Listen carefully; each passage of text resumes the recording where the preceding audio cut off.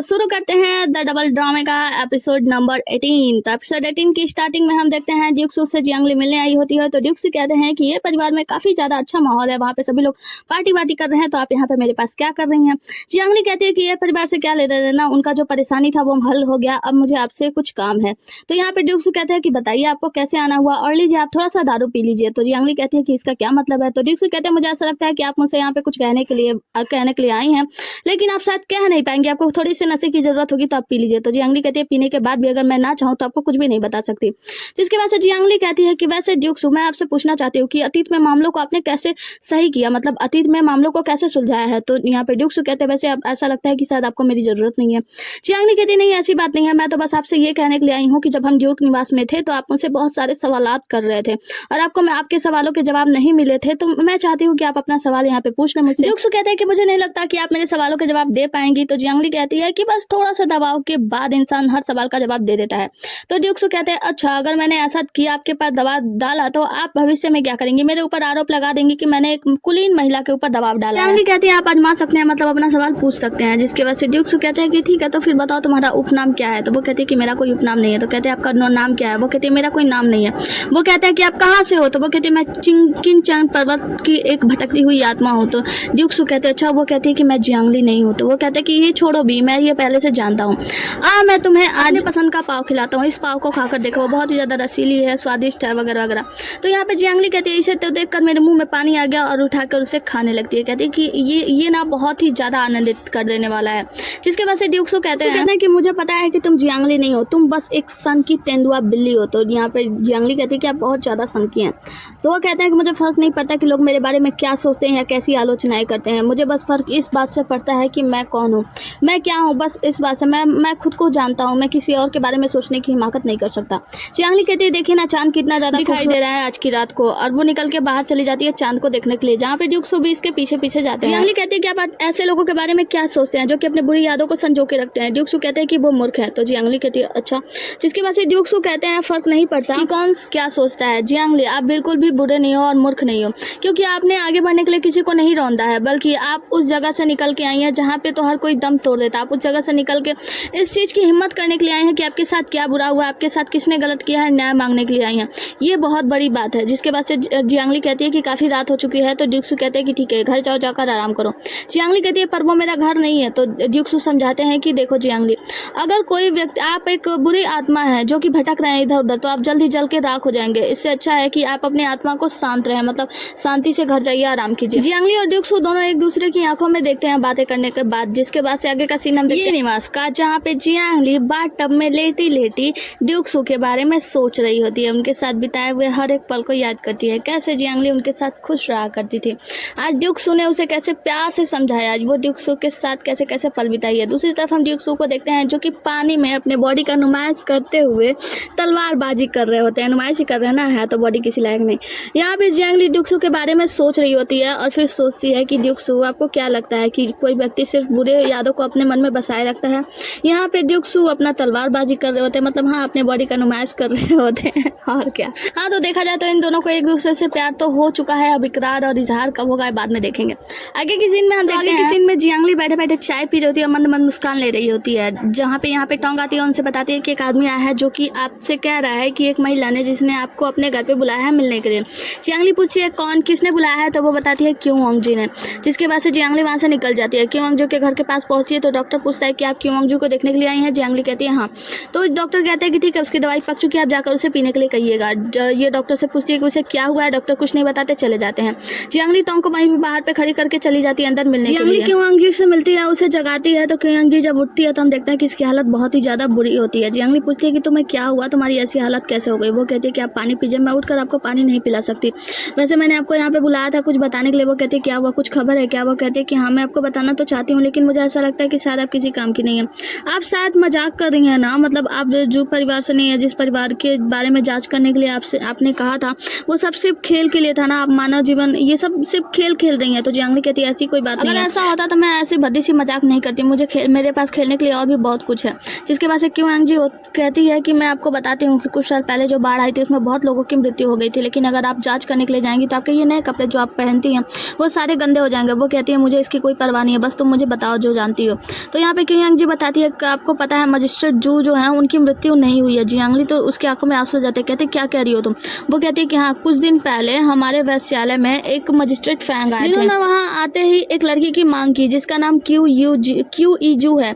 और Q E जू मेरी प्रिय बहन थी जो कि मेरे साथ बहुत अच्छा व्यवहार करती थी। उसकी तबीयत खराब थी लेकिन मजिस्ट्रेट फैंग ने उसी की मांगी कि मुझे वही व्यक्ति चाहिए। क्यू ई जू उनके सामने गई उनकी मेजबानी की। वो तीनों व्यक्ति पीकर नशे में धुन थे। मिस्टर फैंग और उनके दोनों साथियों ने मिलकर क्यू ई जू की इज्जत पर प्रहार किया, मतलब क्यू ई जू की इज्जत लूटी। मैं क्यू ई जू के कमरे में पहुंची तो क्यू ई जू अधमरी हालत में पड़ी मिली थी।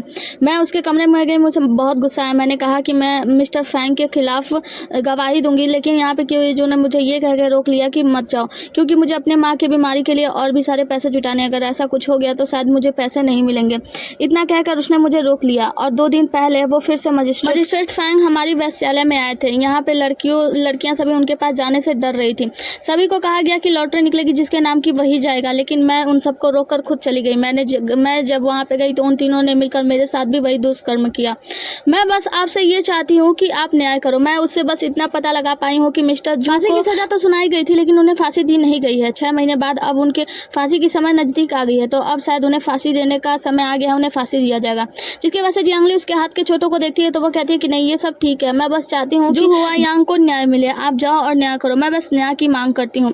जियांगली कहती है न्याय मिलेगा, जरूर मिलेगा, बस तुम देखते जाओ। उन लोगों का कैसे मैं उन लोगों का चमड़ी उधेड़ दूंगी, उन लोगों की खून पी जाऊंगी, उन लोगों को मार डालूंगी, जान से खत्म कर दूंगी। बस तुम्हें देखना होगा, तुम यहीं पे रहना, मेरा इंतजार करना।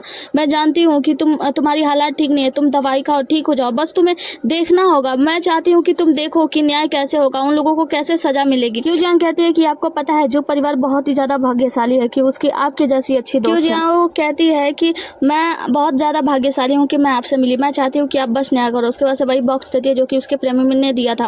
कहती है कि क्या आपको ये याद है बॉक्स। वो कहती है कि हाँ, मुझे अच्छी तरीके से याद है, मिस्टर झाओ ने तुम्हें दिया था, है ना। तो वो उसमें से नक्शा निकालती है। कहती है कि ये नक्शा कोई आम नक्शा नहीं है, बस मैं इतनी मूर्ख हूँ कि मैं इसे हल नहीं कर पाई कभी, लेकिन मैं ये आप पर छोड़ती हूँ, आप इसे हल करें और उस जगह तक जाएं जहाँ पे इसका निशान बनाया हुआ है। यहाँ पे जियांगली कहती है कि तुम चिंता मत करो, न्याय जरूर होगा, मैं तुम्हारे लिए अभी डॉक्टर को बुलाती हूँ। तो वो उसे रोक देती है, कहती है कि नहीं, डॉक्टर को बुलाने की जरूरत नहीं है। आपको पता है जब मैं सिहुआ वैश्यालय में आई थी मैं हर रोज अपने लिए मौत मांगती थी, लेकिन मौत मेरे करीब नहीं आती थी। लेकिन अब ऐसा लगता है कि स्वर्ग का दरवाजा मेरे लिए खुल चुका है, मैं यहाँ से जाने वाली हूँ। जिसके बाद से जियांगली उसका हाथ पकड़ती है, कहती है कि तुम्हें कुछ नहीं होगा, तुम ठीक हो जाओगी। वो कहती है कि मैं समझ चुकी हूँ कि अब मैं ये सब छोड़ के जा रही हूँ, लेकिन मैं चाहती हूँ कि आपने जो वादा किया था वो आप कभी मत भूलिएगा। आपने वादा किया था कि हम जैसे करिए आप न्याय करेंगी। जियांगली कहती है हाँ बिल्कुल। तभी वो खून की उल्टी करने लगती है। जियांगली जाती है, उसका दवाई देखती है और दवाई लेकर दवाई निकाल रही होती है। इधर हम देखते हैं कि क्यू जू जो होती है वो उसी बॉक्स को पकड़ती है और कोई ऐसा सॉन्ग बज रहा होता है जो हमें समझ में नहीं आता और उसकी मृत्यु हो जाती है, मतलब क्यू की मृत्यु हो जाती है। और यहाँ पे जियांगली उसके लिए दवाई लेकर आती है। जैसे वो देखती है क्यू की मृत्यु हो चुकी है, उसके हाथों से कटोरा गिर जाता है और वहीं पे फूट कर जियांगली रोने लगती है। कट होता है। आगे की सीन में हम देखते हैं कि लू जी ड्यूक सू के साथ गो गेम खेल रहा होता है। वान जी आता है और बताता है कि मैंने पता किया है कि किराया कैसे दिया गया है। किराए के रूप में कुछ सोने के सिक्के दिए गए थे। तो वो कहते हैं कि अच्छा, इसका मतलब ये सरकारी सोने के सिक्के हो सकते हैं, है ना। तो वान जी कहता है कि नहीं सरकार, ऐसी बात नहीं है। दरअसल बात यह है कि उन्होंने जो सोने के टुकड़े दिए गए थे ना, वो तो अभी किसी साँचे में ढाले ही नहीं गए। वो कहता है अच्छा, इसका मतलब ये है कि इनके पास कोई खदान भी है। तो यहाँ पे लू जी कहता है कि मास्टर ऐसा हो ही नहीं सकता, क्योंकि आपको पता है कि महाराज के अलावा कोई भी खदान अपना निजी खदान नहीं खोल सकता, क्योंकि महाराज ने सभी प्रतिबंधित लगाए हुए हैं कि सोने के खदानें नहीं खोदी जाएंगी। तो यहाँ पे ड्यूक सू कहते हैं कि इसका मतलब यह है कि कोई ऐसा है जो कि निजी खदान रखे हुए है, इसके बारे में हमें पता लगाना होगा। तो लू जी कहता है कि महाराज ऐसा कैसे संभव है। तो वो कहते हैं कि ठीक है लू जी, एक काम करो, तुम जाकर उन जगहों पे देखो जहाँ पे सम्राट का खदान हुआ करता था, उनके नीचे में जांच करो। तो लू जी कहता है कि जी आपकी जैसी आ गया। जिसके बाद से जो ड्यूक सू होते हैं वो कहते हैं कि ऐसा लगता है कि किसी का कोई निजी खदान है। हाँ, उनके पास कुछ ज्यादा जनसंख्या नहीं होगी काम करने के लिए, तो जल्दी ही उजागर हो जाएगी, वो ज्यादा देर तक छिपा नहीं सकते। हम जियांगली को देखते हैं जो कि ये परिवार में वापस आती है। ये परिवार के सभी लोग उससे बात करने के लिए कोशिश करते हैं, जैसे मामा जी उससे कुछ कहते हैं लेकिन वो कुछ भी नहीं सुनती, किसी की बातें नहीं सुनती। मामा जी कहते हैं कि आओ खरबूजे के बीज खा लो, लेकिन वो उनकी भी बातें नहीं सुनती। जिसके बाद से ये कहती है कि मैं ये सुंदर गमले लाई हूँ, ये बिल्कुल तुम्हारी तरह से खूबसूरत है, मैं इसे तुम्हारे कमरे में रखवा दूंगी। जियांगली उसकी भी बात नहीं सुनती और बस चुपचाप से अपने कमरे में चली जाती है। हम देखते हैं कि सभी लोग एक दूसरे को देख रहे होते हैं कि आखिर इसे हुआ क्या है, आज ये ऐसा व्यवहार क्यों कर रही है। जिसके बाद से ये तीनों लोग खाने पे होते हैं और जियांगली को बुलवाते हैं। नौकरानी आके बताती है कि वो नहीं आ रही है। तो ये लोग कहते हैं कि आखिर बात क्या है। वो किसी बात को लेकर बहुत ही ज्यादा चिंतित हैं। इतने परेशान हो जाते हैं, कहते हैं कि कहीं ऐसा तो नहीं कि वो लटक जाए दीवार में फांसी लगा के तुम्हारी माँ की तरह, कहीं ऐसा तो नहीं वो मरने जा रही हो वगैरह वगैरह। फिर ये तीनों लोग डिसाइड करते हैं कि किसी को जाके पूछना होगा आखिर बात क्या है। ये आती है और पूछती है कि जियांगली तुम अपना बुढ़िया बिस्तर लेकर कहाँ जा रही हो, मुझे मुझे बता, मुझे पता है तुम बहुत ही ज़्यादा चिंतित हो। जियांगली बार बार कहती है साइड हटो, मुझे जाना है, मुझे कुछ ज़रूरी काम है। ये कहती है कि मुझे बताओ, मैं तुम्हारी मदद करना चाहती हूँ, मुझे बताओ आखिर बात क्या है, तुम आज बहुत ही ज़्यादा चिंतित लग रही हो। जिसके बाद से जियांगली बताती है कि तुम्हें पता है जब मैं जनरल हॉल में थी तो मेरी मुलाकात एक स्त्री से हुई थी जिसने मेरी जान बचाई थी। अगर वो ना होती तो शायद मैं आज जिंदा ना होती। जियांगली बताती है कि उस महिला ने मुझसे कहा था कि उसके पिता हुआई जियांग के मजिस्ट्रेट थे और उनको गलत मामलों में फंसा कर जेल में डाल दिया गया, जिसके बाद से उनकी मृत्यु हो गई। और उसने मुझसे कहा था कि मैं उनके पिता के कब्र पर फूल डालूं। लेकिन मैं यहाँ पे आकर जब मैंने पता किया कि हुआई जियांग के मजिस्ट्रेट का क्या हुआ तो मुझे पता चला कि उन्हें जेल में डाला गया है और अभी तक उनकी मृत्यु नहीं हुई है। तो मैं चाहती हूँ उनके लिए न्याय मांगूं, मैं उनके लिए न्याय लेने के लिए जा रही हूँ। तो क्या मैं गलत कर रही हूँ? यहाँ पे जो ये होती है वो कहती है कि जिस जियांगली को मैं जानती हूँ वो मुझसे ये नहीं पूछेगी, वो तो बस न्याय के लिए खड़ी रहेगी और लड़ाई करेगी। जिसके बाद से जियांगली कहती है कि हाँ तो मुझे जाना होगा। तो जिसके बाद से ये कहती है कि लेकिन मैं भी तुम्हारे साथ चलना चाहती हूँ, तुम बताओ हमें कब जाना है, मैं जल्दी से अपना सामान पैक कर लेती हूँ। तो यहाँ पे जियांगली कहती है कि देखो अभी अभी तुम्हारे पिता घर आए हैं, तुम्हें व्यवसाय पे ध्यान देना चाहिए और सब कुछ तुम संभाल के अच्छे से करो, तुम्हें मेरी चिंता करने की आवश्यकता नहीं है, मैं सब कुछ कर लूंगी। कहती है कि देखो तुम मुझसे बाहरी व्यक्तियों की तरह व्यवहार ना करो, अगर कोई और जगह होता तो मैं तुम्हें जाने देती, और जहाँ तक हुआ जियांग शहर की बात है मैं तुम्हें अकेले नहीं जाने दूंगी। जियांगली पूछती है ऐसा क्यों? तो वो बताती है कि हुआ जियांग में हमारा भी एक दुकान हुआ करता था और वहाँ के एक मजिस्ट्रेट जो थे उनके बदलावी के बाद जब नए मजिस्ट्रेट आए तो वहाँ पे बहुत ही ज़्यादा अफरा तफरी मच गई। लोग टैक्स लेने के लिए दुकान में घुसने लगे और दुकानदार ने कहा कि टैक्स की रसीद मेरे पास है, तो उन्होंने उसे बहुत पीटा और वहाँ पे बहुत ही ज़्यादा बेकार शहर हो गया है, मतलब वो बहुत ही ज़्यादा बुरा भद्दा शहर है। तो मैं तुम्हें वहाँ अकेले तो नहीं जाने दूंगी, वहाँ पे हमारे व्यवसाय का नुकसान हुआ और हम लोग अपने व्यवसाय को वापस ले आए, तो अगर तुम वहाँ जा रही हो तो मैं तुम्हारे साथ चलूंगी। तो यहाँ पे छोटे मामा आते हैं, कहते हैं कि अगर ऐसी बात है ये नहीं जा सकती, ये नहीं जाएगी, मैं जाऊंगा। तो यहाँ पे ये लोग पूछते हैं कि क्या आप हमारी बातें सुन रहे थे? तो मामा जी कहते हैं कि हाँ, अगर ना सुनता तो पता चलता कि तुम लोग क्या क्या योजना बना रही हो, मतलब एक जियांगली जो कि सब कुछ सही करने के लिए जा रही है और ये एक परेशानी पैदा करने के लिए जा रही है। ये कहती है कि तुम मुझे कम मत समझो, मैं भी जाऊंगी और सब कुछ सही कर लूंगी। तो यहाँ पे जियांगली समझाती है कि ये देखो आपको जाना जरूरत नहीं है, सब कुछ अकेले समझा सकती हूँ। मामा जी कहते हैं कि देखो मैं तुम्हारे साथ चल रहा हूँ, हालांकि मेरे पास कुछ अच्छी चीजें नहीं है, मतलब मैंने कुछ अच्छा चीज नहीं सीखा है, लेकिन हाँ दुकान वुकान लगाने में मेरा अच्छा प्रयास है, मैं अच्छे से सब कुछ हल कर सकता हूँ। तो यहाँ पे जियांगली भी ये को समझाती है कि आपको परिवार की रक्षा करनी चाहिए। वैसे मैं जब यहाँ पे जाऊंगी तो मामा मामी को क्या समझा के जाऊंगी, इसमें आपको मेरी मदद करनी चाहिए। तो ये कहती है कि ठीक है मैं आपकी मदद करूंगी, आप चिंता मत करो, मम्मी पापा को मैं समझा लूंगी। ये कहती है कि हुआई जियांग ज्यादा दूर नहीं है, तो कोई भी परेशानी हो तो मुझे बता देना, मैं तुम्हारी मदद करने के लिए तुरंत वहां जाऊंगी। हम ड्यूक्सू को देखते हैं जो कि वांजी लूजी से बातें करते हैं और यहाँ पे लूजी जो होता है वो बताता है कि आपको पता है मामी, मैंने पता किया है कि जो सोने की खदान है वो कहाँ पे है, वो हुआई जियांग में है। और आपको पता है क्या, वो लोग ऊपर से ना दिखाते कि मिट्टी का खुदाई कर रहे हैं, ऊपर तो सारे रेतीले मिट्टी है, लेकिन अंदर जब मैं कुछ कोस दूर गया तो मुझे पता चला वहाँ पे सोने की खदान है। तो ये कहते हैं अच्छा, तो वो बताते हैं कि हाँ, और आपको पता है उसी खदान के जरिए वो लोग महामहिम का जो सोने का खदान उन्होंने बंद करवाया है, अंदर ही अंदर उसे भी खोद के निकाल रहे हैं। ये तो बहुत ही ज़्यादा गलत है, अन्याय है, और इसके खिलाफ तो इसमें तो उन लोगों को जो है फांसी की सजा भी दी जा सकती है। तो यहाँ पे ड्यूक्स पूछते हैं कि अच्छा ये बताओ ये खदान शुरू कब से किया गया है? लूजी बताता है कि ये खदान 6 महीना पहले ही शुरू किया गया था। तो वो कहते हैं कि अच्छा, हुआई जियांग के मजिस्ट्रेट जो जू थे उनको 6 महीने पहले ही जेल में डाल दिया गया। ऐसा लगता है कि उन सभी चीज़ों से संबंधित है, और जू परिवार के फैंग फेई मतलब ली को और उनके भाई झाओ उन दोनों को मरवा दिया गया है। पता है क्यों? क्योंकि ऐसा लगता है कि ली झोंगनान ये सब खदानें अपने नाम पे करवा रहा था, मतलब ली झोंगनान ये काम कर रहा था और उनके दोनों बेटे और बेटी को इसलिए मरवा दिया गया, मजिस्ट्रेट जू के बेटे बेटी को, क्योंकि उन्हें लगा कि मजिस्ट्रेट जू ने शायद अपने बेटे बेटी को इस खदान के बारे में बता दिया होगा, तो उनका मुंह बंद करने के लिए उन्होंने इनके बेटे बेटी को मरवा दिया था, ना कि वानली का जो अपमान हुआ था, वानली ने उन लोगों को इसलिए नहीं मरवाया, इसलिए मरवाया क्योंकि ली झोंगनान जो खदान का कार्य कर रहे हैं उसमें कोई भी आपत्ति ना आए और किसी के सामने वो लोग अपना मुंह ना खोल दें। उसके बाद से वो कहते हैं कि चलो तो मुझे ऐसा लगता है और अच्छी तरीके से जांच करने के लिए हुआई जियांग में जाना होगा। तो यहाँ पे लूजी जो होता है वो कहता है कि महाराज क्या मैं जियांगली मैडम को ये बात बता दूं कि आप हुआई जियांग जाने वाले हैं? तो ड्यूक्स कहते हैं कि क्या मेरी रिपोर्ट हर बात जाके जियांगली को बताना जरूरी होता है, मतलब उसे बताया जाता है क्या? तो यहाँ पे फिर वो जाने लगते हैं, फिर रुकते हैं, कहते हैं कि वैसे कोई हर्ज नहीं है, जियांगली को बताया जा सकता है कि मैं हुआई जियांग जाने वाला हूं। हम जियांगली को देखते हैं जो कि हुआई जियांग के लिए निकल जाती है नाव से, जहाँ पे हम देखते हैं कि वो जाते हुए हर एक जगह को देखती जाती है, मतलब ये इसका एरिया है तो देखती तो जाएगी ना, बहुत ही ज्यादा याद आ रही होती है सब चीजों की। यहाँ पे हम देखते हैं कि हुआई जियांग की हालत बहुत ही ज्यादा खराब पड़ा हुआ है, मतलब एकदम सूखा पड़ गया है। यहाँ पे लोग इधर उधर, मतलब कोई चहल पहल ही नहीं है, दुकानें वुकानें कुछ भी नहीं है, सारी दुकानें टूट फूट चुकी हैं। वो एक दुकान को देखती है जिसके बाद से उसे याद आता है अपना बचपना, जब वो अपने पिता के साथ इस दुकान पे आकर खाया पिया करती थी, वो कितना ज्यादा मस्ती किया करती थी अपने पिता के साथ, और कितने सारे बच्चे यहीं के स्कूल में पढ़ा करते थे। यहाँ पे ऐसी कोई भी चहल पहल नहीं है, सब कुछ खत्म हो चुका है। वो सोचती है कि हुआई जियांग को आखिर हो क्या गया है, वो ये सब सोचते हुए आगे बढ़ती है, जिसके बाद से ये लोग एक गेस्ट हाउस में पहुंचते हैं। तो तीसरे मामा जो होते हैं वो कहते हैं चलो हम लोग अंदर कुछ समय तक आराम कर लेते हैं। उस लॉज में अंदर जाते हैं तो पता चलता है कि अंदर में बहुत सारे लोग जुआ खेल रहे हैं। दुकान का मालिक आता है, कहते हैं कि ये सब क्या हो रहा है, जुआरियों को हटाओ ना यहाँ से। तो वहाँ पे जो आदमी होता है वो बताता है कि आपको पता है ना कि ये लू काउंटी से लोग अगर इन्हें हटाया गया तो क्या प्रभाव पड़ सकता है। यहाँ पे जियांगली और उसके मामा जी भी परेशान होते हैं, मतलब यहाँ पे जुआ खेला जा रहा है। वो लोग कहते हैं कि लू काउंटी के आदमी और इन लोगों को रोका नहीं जा सकता, अगर रोका जाएगा तो हम लोगों के ऊपर ये लोग चार्ज कर देंगे। जिसके बाद हम देखते हैं कि एक आदमी यहाँ से जाने लगता है तो वो लोग उस आदमी को पकड़ के मारने लगते हैं। कहते हैं अगर पैसे नहीं थे तो खेलने क्यों आए, थोड़े बहुत पैसे लेकर आ जाते हो खेलने के लिए, कहाँ से आ जाते हैं ऐसे ऐसे लोग। तो ये दुकान पे जो मामा जी होते हैं तीसरे मामा जी वो कहते हैं कि जियांगली तुम्हें शांत रहना। जिसके बाद से तीसरा मामा कहते हैं कि हमें 2 कमरे चाहिए। तो वह भी कहता है ठीक है फिर 100 सोने के सिक्के दो। वो कहता है क्या 100 सिक्के? वो कहता है कि हाँ मालिक आपको पता है कि हमें यहाँ 70% टैक्स भरना पड़ता है, अगर हम टैक्स वैक्स का पैसा नहीं भरेंगे तो हम अपना दुकान कैसे चलाएंगे, हमें जिंदा भी तो रहना है। जियांगली कहती है कि मामा मेरे साथ चलो, मुझे एक जगह पता है, हम लोग वहीं पे रह लेंगे। जिसके बाद से मामा और जियांगली दोनों लोग वहाँ से जाने लगते हैं। बाहर आते हैं, जियांगली बाहर आती है, वहाँ पे जियांगली देखती है एक जगह सीढ़ियों से बहुत सारे बच्चे उतर रहे हैं। मतलब वो पुरानी बातों की याद करती है कि यहाँ पे लोग कितनी ज्यादा मस्ती किया करते थे। इसके मामा जी कहते हैं कि जियांगली क्या हमें यहाँ पे कोई गेस्ट हाउस मिलेगा? तो जियांगली कहती है कि हाँ, इस सीढ़ी के बगल में जब आप नीचे जाएंगे तो शायद वहाँ पे एक गेस्ट हाउस है, मतलब वहाँ का आंगन खाली है, आप उनसे पूछिएगा क्या हम यहाँ पे कुछ समय तक रुक सकते हैं।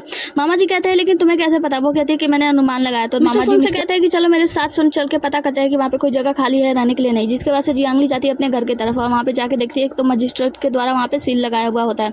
जियांगली याद करती है कि एक वक्त था जब एक लड़का आया था उसे प्रपोज करने के लिए, तो इसी के बगल में जो इसकी चाची रहा करती थी वो उसे देख रही थी। चाचा जी जो बूढ़े थे उन्होंने कहा था कि तुम यहाँ पे खड़ी खड़ी क्या देख रही हो। जियांगली ने उस लड़के को रिजेक्ट कर दिया। जिसके बाद से चाची कहती है कि जियांगली को हमने बचपन से देखा है, हमारे साथ पली बड़ी है, इतने सारे लड़के हैं जो नौजवान है वो उसे आते हैं प्रपोज करते हैं लेकिन वो सबको रिजेक्ट कर देती है। मैं समझ नहीं पाती कि आखिर वो किस प्रकार का लड़का चाहती है। मैं चाहती हूँ कि उसके लिए बहुत ही बेहतरीन लड़का मिले। जिसके बाद से हम देखते हैं कि फल लेकर आती है और अपने चाची को देती है, कहते हैं कि चाची ये फल आपके लिए, और वो उनकी चाची जो होती है उन्हें धन्यवाद कहती हैं। ये सारी बात याद करके जियांगली की आंखों में आंसू होते हैं। दूसरी तरफ मुड़ती है तो हम देखते हैं कि एक महिला अपने घर से चिपके निकल रही है कुछ सामान लेकर। जियांगली उसे देखती है, उसके पास जाती है, कहते हैं कि मिस मुझे आपसे पूछना है कि इस घर पे जो है रोक क्यों लगाया गया है, मतलब किस मजिस्ट्रेट के द्वारा यहाँ पे सील लगाया गया है। वो महिला कुछ नहीं बोलती है और भागने लगती है। जाती है वो एक कमरे में, एक बूढ़ा व्यक्ति निकलता है और उसे अंदर कमरे में ले लेता है। मतलब वो महिला भी अंदर कमरे में चली जाती है और जियांगली से कुछ भी नहीं बोलती। जियांगली बस पूछती है कि बस मुझे कुछ तो बता दो उसके बारे में, मैं उनके परिवार के बारे में जानना चाहती हूँ। लेकिन वो महिला कुछ भी नहीं कहती, उसके मुंह पे दरवाजा बंद कर देती है। जिसके बाद से जियांगली यहाँ पे खड़ी होती है तो उसके मामा जी आते हैं, कहते हैं कि आपने सही कहा था कि वहाँ पे एक कमरा खाली है जहाँ पे हम रह जाएंगे। तो जियांगली कहते हैं ठीक है जाओ उस कमरे की सफाई करो। यहाँ पे जो मामा जी होते हैं वो मिस्टर सुन से कहते हैं कि जाओ नाव से सामान उतारो, उस कमरे में स्थापित करो सारे सामान को। जिसके बाद से जियांगली कहती है कि हमें लू काउंटी चलना होगा। वो कहते हैं कि लू काउंटी हम अभी तो आए हैं। वो कहती है जियांगली की देखो हमें जाके पता चेक करना होगा, क्योंकि मेरे दोस्त ने हुआ जियांग के बारे में जो कुछ भी बताया था ना, यहाँ पे कुछ भी ऐसा नहीं है, मतलब सब कुछ बहुत ही ज़्यादा अलग है। तो मुझे पता करना है यहाँ के चीज़ों के बारे में कि यहाँ पे ऐसी बीमारी कैसे फैल गई कि सभी लोग यहाँ से लापता हो गए एक बार में ही। तो यहाँ पे वो कहते हैं लेकिन अभी हम लोग आए हैं, अभी लू काउंटी पे जाना थोड़ा ज़्यादा नहीं हो जाएगा। जियांगली कहती है तो ठीक है फिर मामा जी मुझे आपसे एक मदद चाहिए। मामा जी कहते हैं हाँ बताओ। जिसके बाद से मामा जी जुए के अड्डे पे पहुंचते हैं, कहते हैं कि लो मैं भी दाव खेलने के लिए आ गया हूँ। ये लोग कहते हैं कि हाँ मैं, अगर आपके पास कुछ पैसे हैं तो दाव खेलने के लिए आओ, वरना हमारा दिमाग मत खाओ, भेजा मत खाओ। वो कहते हैं कि अरे आओ देखो मैं क्या करता हूँ। उसके बाद से अपने शरीर का अकड़न दूर करते हैं, ये लोग इनके ऊपर टूट पड़ते हैं। मतलब हाँ ये लड़ाई करने के लिए मामा जी यहाँ पे आए हैं। बता दूं तो मामा जी एक एक करके सारे पैसे यहाँ पे बिखेरने लगते हैं, सभी लोगों को मारने लगते हैं। ये लोग भी मामा जी को मारते हैं कि एक नाक फूट जाता है, मामा जी फिर मारते हैं और ये लोग भी मारते हैं, जिसमें मामा जी को मार के घायल कर दिया जाता है। मामा जी भी यहाँ पे बहुत सारे लोगों को घायल करते हैं, साथ ही बहुत सारे चीज़ों का नुकसान भी कर देते हैं। अब ये लोग मामा जी को पकड़ लेते हैं और आगे का सीन में हम देखते हैं लू काउंटी। यहाँ पे हम देखते हैं कि टोंग जो होती है वो ड्रम बजा रही होती है और मिस जियांगली जो होती है अपने मुंह को ढक के यहाँ पे खड़ी होती है। यहाँ पे मिस्टर फैंग बाहर निकलते हैं, मतलब फैंग भाई मजिस्ट्रेट फैंग, और वो कहते हैं कि कौन है और ये पुराना ड्रम कैसे बच सकता है, कौन है यहाँ परेशानी करने के लिए चलाया, मैं तो आराम कर रहा था और लोग परेशान करने के लिए आ गए। तो मिस्टर फैंग ये बाहर आते हैं बड़बड़ाते हुए। यहाँ पे जियांगली अपने चेहरे से पट्टा हटाती है, जिसको देखकर मिस्टर फैंग यू जो होते हैं वो तो चौंक जाते हैं। कहते हैं ये जो फैंग है ना, मतलब मिस ली है ना, शाही अदालत के सचिवालय के निर्देशक और ग्रैंड प्रिंस्पेक्टर की बेटी जियांगली हूँ। तो वो कहते हैं कि अच्छा जियांगली मैडम आप यहाँ, तो आप यहाँ पे क्यों आई हैं, किस काम के लिए? वो कहते हैं कि मैं तो यहाँ पे कुछ व्यापार सीखने के लिए अपने छोटे चाचा के मतलब छोटे मामा के साथ आई थी, लेकिन आपके बंदों ने मेरे छोटे मामा को गिरफ्तार कर लिया, मैं उन्हें छुड़ाने के लिए आई हूँ। वो कहते हैं कि अच्छा ऐसा लगता है कि आपका सिर धड़ से अलग करना पड़ेगा। वो कहती है कि अच्छा तो देखते हैं कि मेरा सर धड़ से अलग करने की किसकी हिम्मत है, अगर आप आजमाना चाहते हैं तो आप आ सकते हैं। आप सोच लीजिए सचिवालय के निर्देशक की बेटी का हाल अगर आप ऐसा करेंगे तो आपके साथ क्या होगा। तो यहाँ पे तो मिस्टर फैंग डर ही जाते हैं और अपने आदमी से कहते हैं कि जाओ उस व्यक्ति को लेकर आओ। और क्या हुआ उस व्यक्ति के साथ, उसे क्यों पकड़ा गया था? तो वो बताता है कि दरअसल वो वही व्यक्ति है जिसने जुए के अड्डे पे घमासान युद्ध किया था, मतलब जुए के अड्डे को तहस नहस कर दिया था। तो यहाँ पे मिस्टर फैंग जो थे उस आदमी को मारने लगते हैं, कहते हैं तुम पागल हो गया, हमारे यहाँ जुए का अड्डा कहाँ है? तो वो आदमी बताता है कि हाँ वो जो रेस्टोरेंट था, मतलब लोगों का रुकने का जो होटल था ना, वहाँ पे उन्होंने थोड़ी सी तबाही मचा दी थी, इसलिए हम उसे कैद करके लाए हैं। तो मिस्टर फैंग कहते हैं कि वैसे मैडम जियांग ली, हम आपके छोटे मामा को छोड़ तो देंगे, लेकिन कुछ पैसे वैसे कुछ खर्चा वर्चा भी तो होना चाहिए। तो जियांग ली उन्हें पैसे देती है, कहती है कि ले लो आपके पैसे और हाँ मेरे मामा जी को जल्दी छुड़ा कर लाओ। पैसे ले लेता है और मामा जी को छुड़ाने के लिए बोल देता है, जिसके बाद से वहाँ पे जो सैनिक होता है वो अंदर जाता है और मामा जी को लेकर आता है। यहाँ पे फैंग कहता है कि मैडम जियांग ली आप यहाँ पे आई हैं हुआ जियांग में, तो आपको अगर किसी भी काम की आवश्यकता हो तो आप मुझे बता सकती हैं। वैसे आप अपना कार्य सीखने के लिए आ रही हैं तो आप मुझे बता दीजिए, मैं आपकी मदद कर दूंगा, रहने की व्यवस्था, खाने पीने की व्यवस्था सब फ्री में हो जाएगा। जियांग ली कहती है नहीं आपकी आवश्यकता नहीं है, मैं अपने मामा जी के साथ यहाँ पे व्यापार सीखने के लिए आई हूँ और चूंकि मैंने अपने पिताजी से इजाज़त नहीं ली है तो मुझे आपकी आवश्यकता नहीं है, तो मैं आपके बारे में कुछ भी ऐसा नहीं सोचती। तो यहाँ पे मिस्टर फैंग कहते हैं कि ठीक है जियांग ली, उसके बाद से जियांग ली वहाँ से जाने लगती है। मिस्टर फैंग उन्हें रोकते हैं और कहते हैं कि अगर आपको कोई भी परेशानी हो ना तो आप बस एक बार मुझे बता देना, मैं आपकी सारी परेशानियां हल करने के लिए आ जाऊंगा, खुशी खुशी सारी परेशानी आपकी हल कर दूंगा। जियांग ली के जाने के बाद मिस्टर फैंग अपने आदमी से कहते हैं कि एक काम करो, इस जियांग ली पर मेरे लिए नजर रखो कि ये कहाँ जाती है, किससे मिलती है, क्या करती है। जिसके बाद से जियांग ली वहाँ से चली जाती है और जब गेट के बाहर जाती है तो हम देखते हैं कि जियांग ली बहुत ही ज्यादा डरी हुई होती है। जियांग ली सोच रही होती है कि मजिस्ट्रेट जू ने जो कहा कि इस 6 महीनों में वो बहुत ही ज्यादा खुश थे, इस 6 महीनों में वो इसलिए खुश है क्योंकि मजिस्ट्रेट जू यानी मेरे पिता को वो बहुत ही ज्यादा यातना दे रहे हैं। जिसके बाद हम देखते हैं कि एक बूढ़ी महिला आगे इनसे टकराती है, वहीं पे गिर जाती है कि महिला आप यहाँ पे क्या कर रही हैं। वो महिला उठती है और कहती है कि माफ कीजिएगा मैडम, और पीछे जब अंदर जा रही होती है कार्यालय में तो जियांग ली की तरफ ही देख रही होती है। जियांग ली भी ये चीज नोटिस करती है और कपड़े को उठा के अपने मुंह पे बांध लेती है। इसी के साथ ये एपिसोड यहीं पे खत्म हो जाता है। मिलते हैं अगले एपिसोड में, तब तक के लिए बने रहिए हमारे साथ। Tata bye bye, take care.